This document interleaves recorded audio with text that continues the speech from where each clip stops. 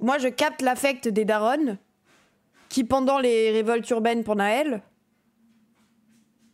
ont couru dans la rue pour aller chercher leur gosse parce qu'elles voulaient pas qu'ils meurent sous les coups de la police. Alors qu'en soi, c'était un acte révolutionnaire. Il y a des bandeurs, les radicaux, là on en arrive aux radicaux, là. Il y a des bandeurs qu'on dit quand même, elles empêchent la révolution. Oui, la révolution c'est une guerre civile avec des choses horribles. Donc je comprends les darons qui sont allés avec leurs affects chercher leur gosse, quoi. Clairement, la surreprésentation des personnes racisées dans les révolutionnaires que je connais. Bah oui. Alors que en plus, si tu compares à LFI, bon, parti de Bourgeois blanc, il est plus à LFI, quoi. Après, oui, je capte ce que tu veux dire. Et même moi, en tant que précaire, mais après, moi, je suis dans tout le reste des privilèges. Je suis une précaire, je suis handi et précaire, c'est tout. Non, c'est déjà bien, mais... Et une meuf. Bon, c'est déjà bien, mais... Je veux dire, je suis pas dans les plus discriminés non plus, quoi. Et pourtant, même moi, je vois les problèmes. Handi, précaire et femme. Après, les gens, handi, précaire et femme, je suis moins discriminée dans la société qu'une personne rebeu. De ce que je vois, moi. Après, j'ai un handicap invisible, donc ça aide aussi. Bah non, je suis mère célibataire avec mon chat, c'est vrai. Mais je subis pas de violence policière, on me discrimine pas quand je veux un logement. Dans l'idée, il y a mon chat qui me miaule dessus, les gens. Viens là, bébé. Bref, voilà, donc... Bon, ça va beaucoup, oui, mais on peut pas dire que les révolutionnaires soient que des bandeurs bourgeois blancs, quoi.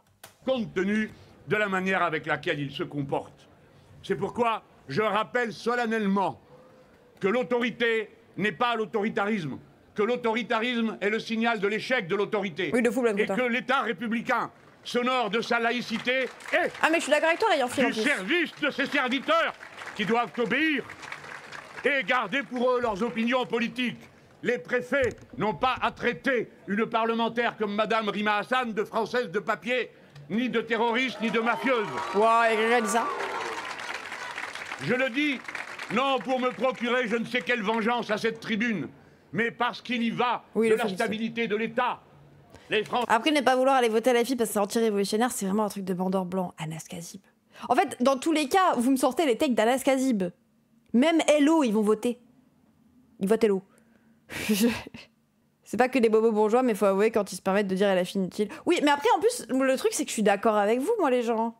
C'est juste que bon, je pense que de là à dire à nos camarades qu'ils sont inutiles, bof, tu vois. Mais, enfin, je préférais toujours des camarades qui votent pas à des fachos, enfin, dans tous les cas, même à des macronistes, ou même à des PS. Qui sont pas des camarades, désolé. Mais je suis assez d'accord avec vous, hein. Moi, je suis pour le vote, hein. Enfin, je vote LFI, je milite pour LFI, et moi, avec son compte, ouais, il dit, bah non, au contraire. Parce que c'est lui qui m'a fait penser que la révolution, c'était quand même... Je comprends mieux les affects révolutionnaires depuis que je parle avec Wadi. LFI, c'est aussi des bobos bourgeois de Sciences Po. Oui. Oui, c'est vrai. LO, ils votent pas, ils font financer la révolution par l'État. Je voterai LFI, mais j'avoue, ça me fait mal. Mais la situation urgente, mesure radicale. Oui, en plus, la majorité des révolutionnaires... Le mec a jamais travaillé de sa vie et une girouette pas possible à voter pour Maastricht. Putain, il m'a sorti un vote de 2005, le bâtard. Eh ben. Ok, bon. Il m'a dit oui, en 2002, une fois, il a fait le lacet de son frère alors qu'il a dit qu'il avait pas de frère. C'est une dinguerie. Il a appelé un gars « Comment ça va, mon ref ?» alors que, bon... Ensuite, donc il a pas travaillé, bon. Je vais pas commencer à défendre Mélenchon, même si j'ai envie, mais... Il était prof, mais c'est pas grave. Il a été ministre et... responsable de la majorité de nos mots, etc., etc. Et il prétend, lui, et où ses groupies, avec un S, groupie, C, S-E-S, voilà. Groupie, porter la gauche. Alors, il prétend pas. C'est factuel. Genre, attendez, on en revient à... Pardon, Méluche, hein, je débunk un message dans le chat, Méluche, tu m'excuseras. Les Français ne respectent l'État que s'il se rend respectable par sa neutralité absolue, sans nuance et sans aucun arrangement. Oui, Baba, t'as raison. La France, la voici engagée dans une saison dégagiste, vous ai-je dit. Dégagiste parce que le Il est pas athée, Méluche, si. Bien sûr que si. C'est littéralement le genre de gars de gauche qui dit quand même la gauche. La comparaison a ses limites, mais est-elle si con? Mais les gens... Attendez, vous voulez qu'on compare avec Mitterrand? On a eu quoi sous Mitterrand? Genre, je veux bien, en 83, il a trahi, il a pas appliqué son programme et il est rentré dans l'idée du libéralisme. Déjà, la gauche, à cette époque, croyait en le libéralisme, c'est pas grave. Mais, semaine à 40 heures. Enfin, genre, semaine à 40 heures. Enfin, 6e semaine de congé ou 5e, je sais plus. Enfin, genre Mélenchon, il y a eu pas mal d'avancées sociales quand même. Rentrez pas non plus dans le gaslight de vous dire que Mélenchon, pardon, Mitterrand. Vous rentrez pas non plus dans le gaslight de dire qu'il n'y a rien eu. Dépénalisation de l'homosexualité, bon après oui, ça c'est comme la légalisation du mariage gay. Quoique dépénalisation, ça veut juste dire que tu peux vivre. Alors que le mariage gay, c'était juste dire vous avez le droit de signer un papier. C'est pas un droit de fou. Bon, on est quand même content que vous ayez les mêmes droits que nous, hein, je vous rassure. Il y a quoi contre les athées? On n'est pas forcément anti-religieux. Oui, c'est pour ça que je dis athée débile. J'ai pas dit que les athées étaient débiles. Je voulais qu'il était athée débile. Oui, la dépénalisation, c'est un peu vital quand même. Mais je dis, il y a les athées qui sont débiles, qui sont du coup anti-religieux, qui disent oh là là, oh, tu crois en ton ami imaginaire? Le respect, sinon ça existe. Vient d'entrer dans le dictionnaire. Moi, à 15 ans, j'ai déjà dû faire cette blague, moi aussi. Après, maintenant, je suis agnostique, donc moi, je suis même pas sûre qu'il est imaginaire, votre pote, mais t'inquiète. La France dégagiste, elle met en cause toute autorité et elle a un calendrier avec 2 rendez-vous. Le rendez-vous du 8 et celui du 10. Le 8 sera posée la question de confiance. Et on pense que la réponse, mais on ne la connaîtra que lorsqu'elle aura été prononcée, la réponse sera que l'Assemblée nationale ne fait pas confiance. C'est-à-dire que le gouvernement tombera.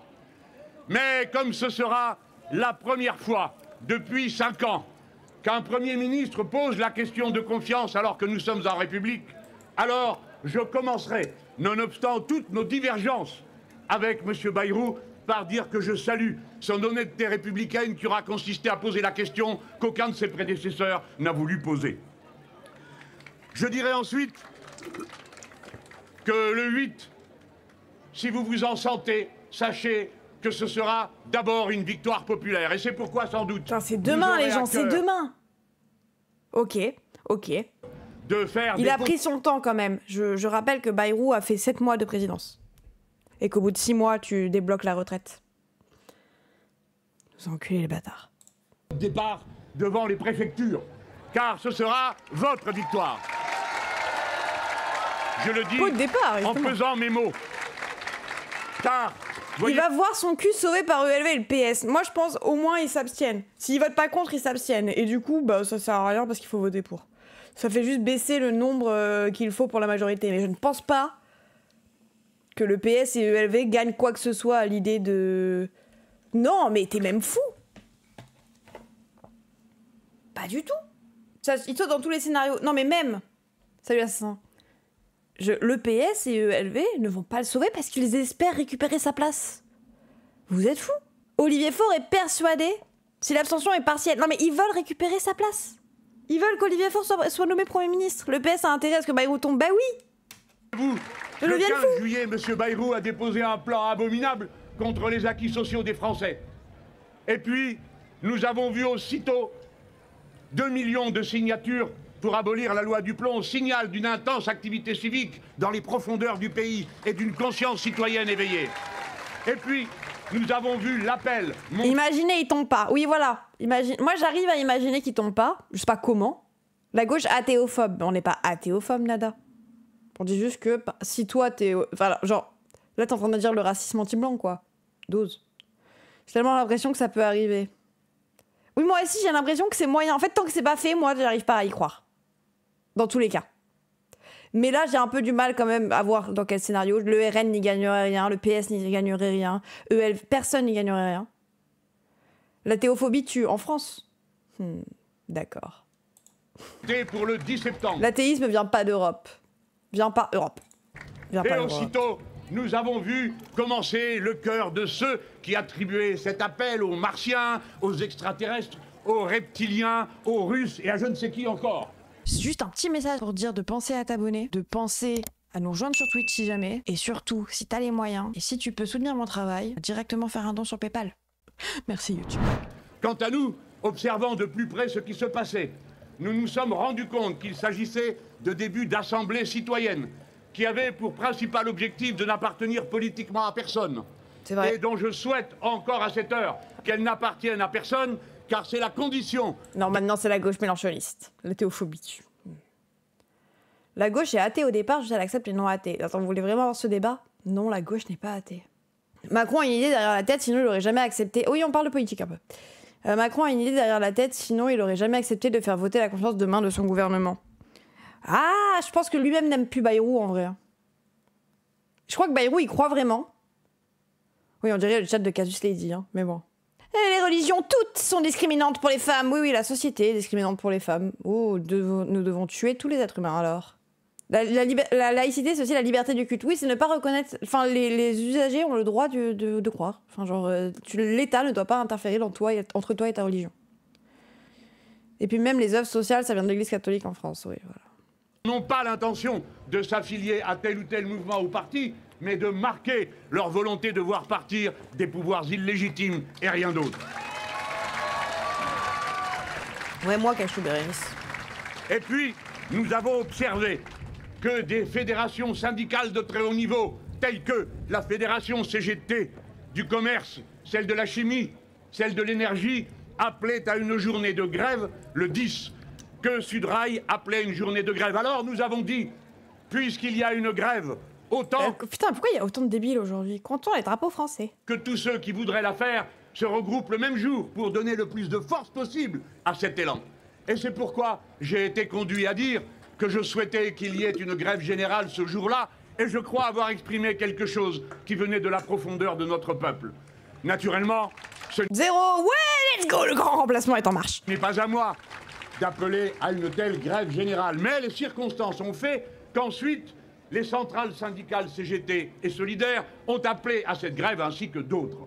Si bien que le 10 sera un jour d'activité populaire à la base, avec pour objectif de tout bloquer, et de grève dans les principales branches d'activité. Oh là là, la grève. La grève, c'est irresponsable en fait. Vous vous rendez compte, la grève? Les gauchistes appellent à la grève. C'est n'importe quoi, c'est irresponsable, faut aller travailler en fait. Faut payer. Hein. Appeler à la grève, ça va changer quelque chose, la grève. Vite, nous pensons, quant à nous, que ce sera le jour où nous ferons partir, grâce à la mobilisation populaire qui s'annonce... Ils veulent jamais travailler, les gauchos. Hein. Le Premier ministre, M. Bayrou, mais le 10, nous bloquons tout pour faire partir M. Macron lui-même, car c'est lui qui est le responsable de la crise. Faire grève alors qu'il y a la dette à rembourser, irresponsable. J'ai vraiment vu des gens dire, vous vous rendez compte que si les gens font grève ne serait-ce qu'une journée, ça va nous rajouter tant d'argent de dette?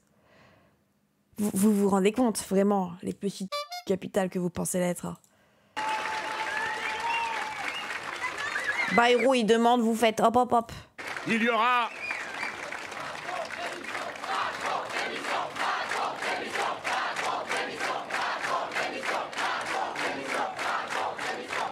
Alors, je m'empresse de dire pour les perpétuels malcontents qui veulent me donner des leçons de démocratie et qui si souvent me paraissent fort mal placés. Et s'étonnent qu'ensuite, un républicain, un démocrate comme vous tous, disent, eh bien, puisque lui ne le respecte pas, nous non plus, nous ne le respectons pas. Et... C'est Coluche qui avait raison. Si la grève servait à quelque chose, ça ferait longtemps que ça serait interdit. Comment tu interdis la grève? Comment tu interdis aux gens de ne pas faire des choses? Genre, tu les forces à aller au travail, comment tu fais? Tu vas les choper dans leur maison, tu les ramènes à l'usine, tu les forces à bouger leurs mains. Répression. Mais il y a de la répression sur les grèves, hein, les gens. C'est comme le boycott. Si le boycott ça servait à quelque chose, il aurait supprimé, en les virant, etc. Mais c'est déjà fait, les gens. On nous a interdit de sortir de chez nous il n'y a pas si longtemps. Nous sachons. Le Covid.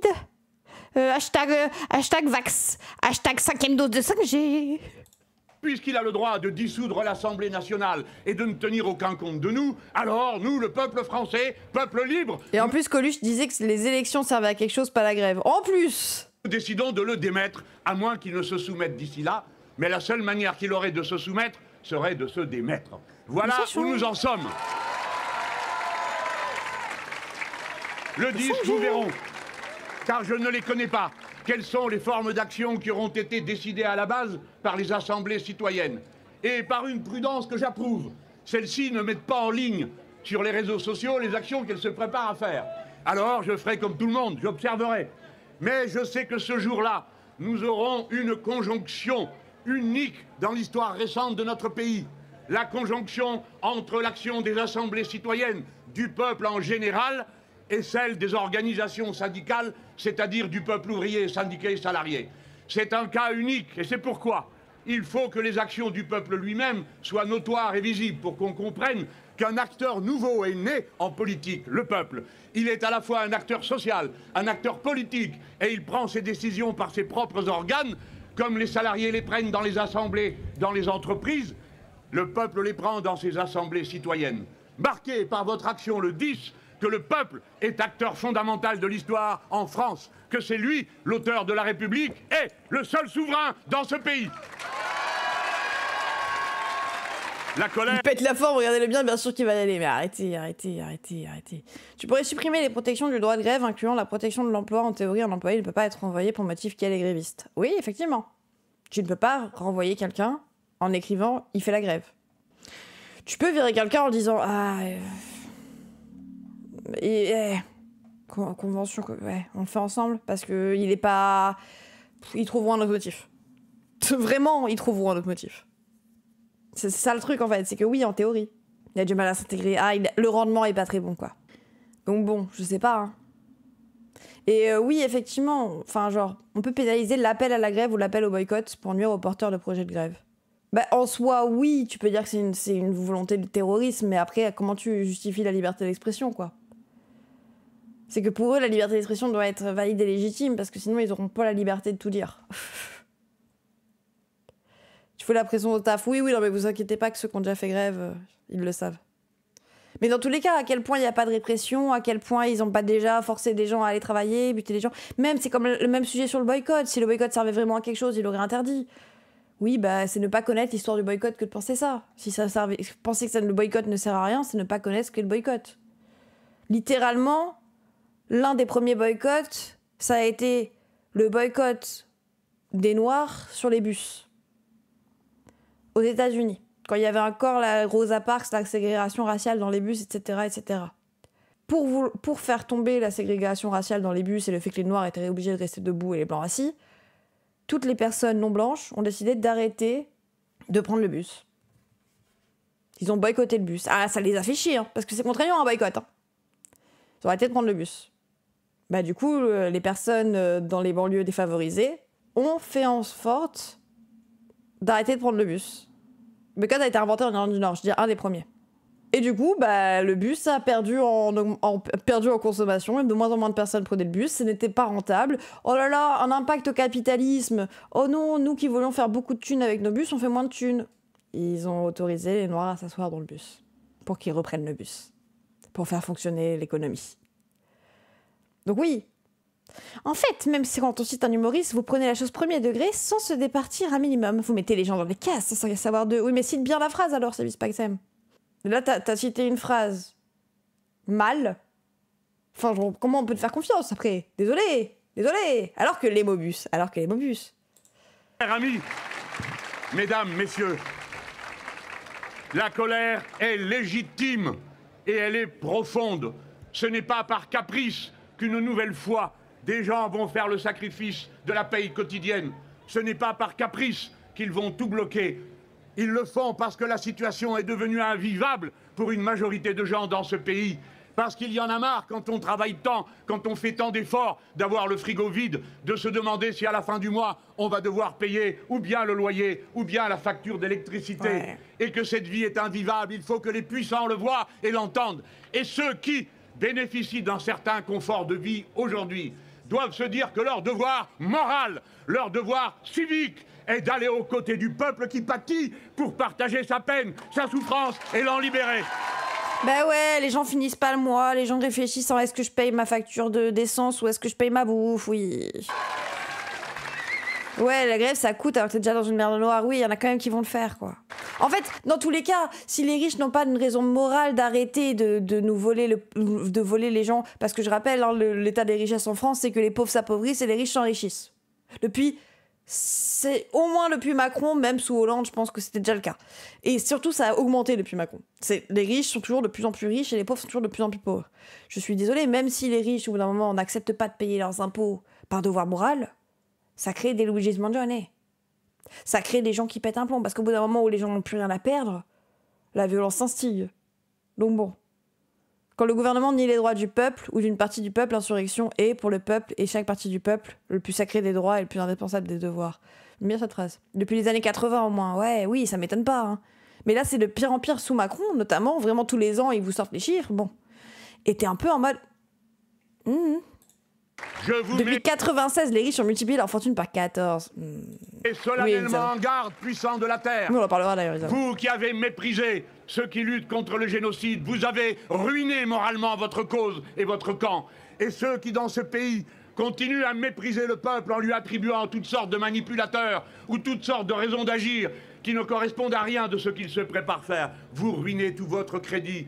Vous êtes comme les perruquets poudrés de 1788. Il faudra que vous ayez 1789 pour qu'on vous compreniez qu'il faut mettre la main à la poche et partager la peine avec tout le monde. Alors, je sais d'avance ce que ces paroles me vaudront.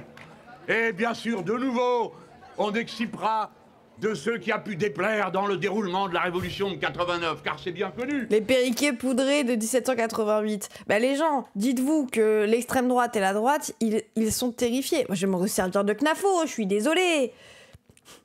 Je me sers de CNAFO pendant ce truc pour vous dire à quel point eux, ils sont terrifiés. Contrôle F.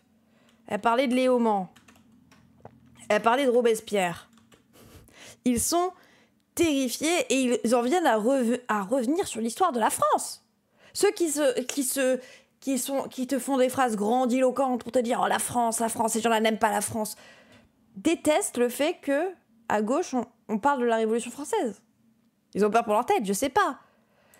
Je parle d'un sens métaphorique. Parce que vous croyez. M'a opposé à Antoine Léaumont. De la France Insoumise, député de la France Insoumise, et au cours duquel il m'a dit qu'il était robespierriste. Donc ils l'admettent, ce sont des révolutionnaires. Robespierriste, ça veut dire que pour lui, la guillotine, c'est un outil normal. Enfin, il faut quand même concevoir. D'ailleurs, si ça veut dire qu'il ne revient pas sur la Révolution française. Je puis me permettre, je profite d'être à votre antenne pour le réinviter à débattre, puisqu'une chaîne qui s'appelle Thinkerview nous a invités à débattre. Après, elle a débattre sur Thinkerview, on n'est pas sorti. Mais les gens, ces gens-là disent que la Révolution française, ils étaient quand même un peu méchants. Ça ne veut pas dire ça. Mais non, ça veut pas dire ça. Ça veut dire que les gens ont fait la révolution comme ils l'ont voulu à l'époque. On n'était pas là. On s'investit pas, nous. La France Insoumise soutient la révolution de 1789, mais n'y participe pas. On ne revendique pas le mouvement. Pour rappel, Robespierre était contre la peine de mort. Ben voilà. Et pour rappel, Louis XVI a participé à la création de la guillotine. Pour moi, ça veut tout dire. Louis XVI lui-même était tellement d'accord qu'il a donné des conseils pour l'aiguiser. Fake news, pas du tout. C'est Louis XVI qui a donné l'idée de l'aiguiser sur le côté comme ça parce que ça coupe mieux. C'est un fait historique, c'est vraiment vrai en plus. C'est Louis XVI qui a dit mettez-la un peu en biais quand même. Désolé. Fun fact, ah les gens, j'adore l'histoire.